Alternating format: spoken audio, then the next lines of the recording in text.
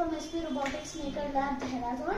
Today I have made a project called the Cleaner Bot, which is a modified Ranger in which I have used a sumo plate on which I have wrapped a cloth so that it can clean the portion in the front, and at the back I have attached a brush to a motor so that when the motor spins, the brush also spins with it.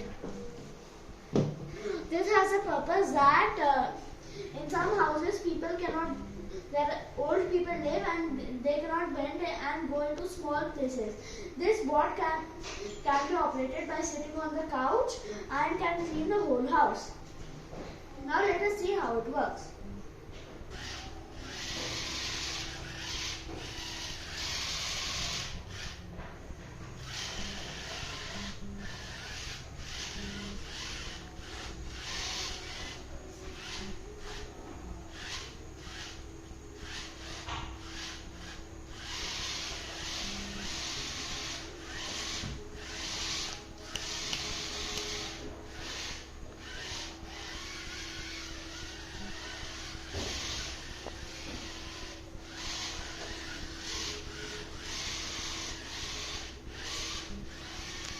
Thank you and have a great day.